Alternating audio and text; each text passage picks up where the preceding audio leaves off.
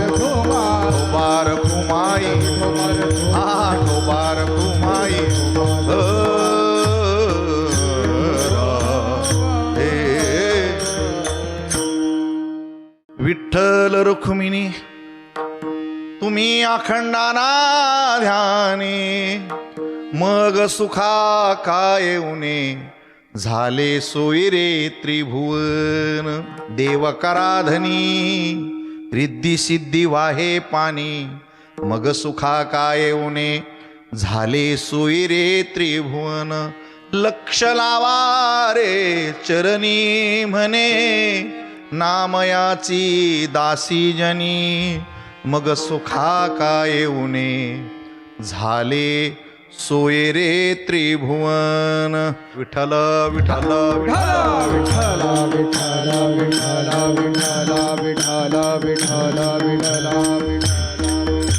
विठ्ठल विठ्ठल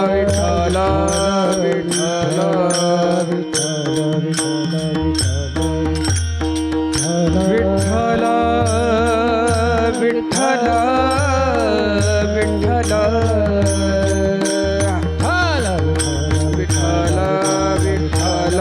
विठ्ठल विठ्ठल विठ्ठल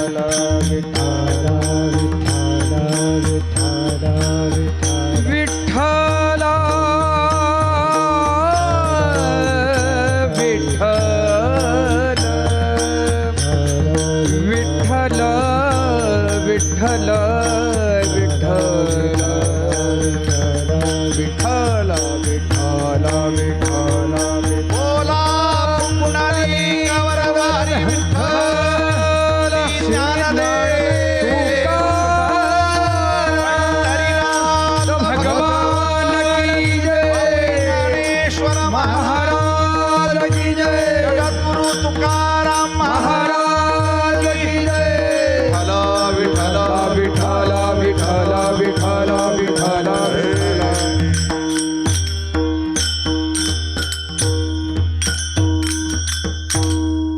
संत नामदेवांच्या संत जनाबाई यांचा हा 4 चरणाचा अतिशय उत्कृष्ट पण मानवी जन्मात आल्याच्या नंतर त्याचं इच्छित साध्य आणि त्याची परिपूर्तता कशी होईल यासाठीचा हा दिवाळीच्या पर्वातला अतिशय सुंदर असा अभंग आहे.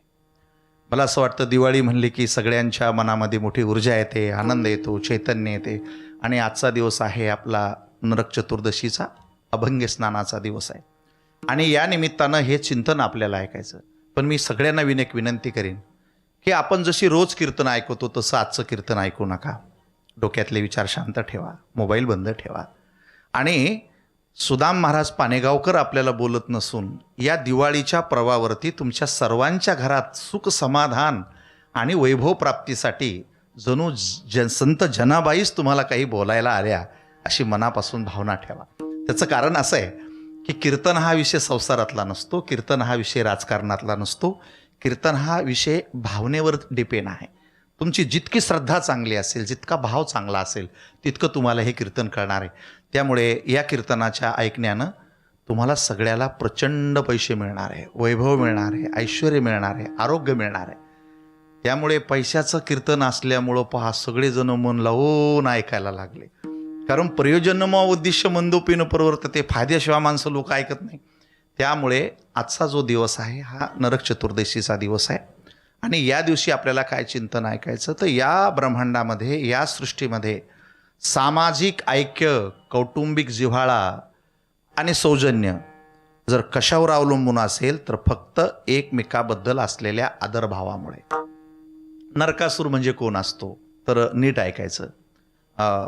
एकेकाळी वराह रूपामध्ये ही भुवी देवी जी आहे, पृथ्वी, हिच्या पोटी एक रत्न प्राप्त झालं, म्हणजे देवाच्याच अंशानं ते झालं. आणि नीट ऐका सगळ्या गोष्टी. देवाने त्याला भूमीला आशीर्वाद दिल्यामुळे तिला एक मुलगा झाला आणि त्या मुलाचं नाव ठेवलं नरकासूर. आता नरकासूर नाव ठेवल्याच्या नंतर ते जी मुलं जन्माला येतात ना, तर त्याच्यावरती संस्कार करायचे असतात. आणि नीट ऐका, संस्कार हे गर्भावरच होत असतात. पोटातून बाहेर आल्यावर संस्कार होतात, पण 50%च. ते नीट राहतील, वागतील याची गॅरंटी नाही.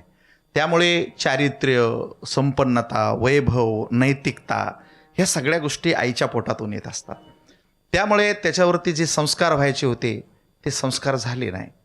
आणि एका भूदेवीच्या पोटी जन्माला येऊन सुद्धा तो इतका बलवान झाला की त्यांनी इतकं ऐश्वर्य कमवलं की पहिल्यांदा त्यांनी आपल्या ताकदीच्या बळावरती, आणि इथून पुढे ऐका, नरकासूर म्हणजे कोण आहे, ज्याच्या अंगात चुकीची ताकद आली आणि संपत्ती आली, तो नरकासूर त्या काळात होऊन गेला. आजही सुद्धा गल्ली बोळात ठाई ठाई नरकासूर काम करतायत, समाजाला त्रास देत आहेत, माया बहिणी सुरक्षित नाही, सामाजिक जिव्हाळा, सात्विकता, प्रेम आटायला लागलं.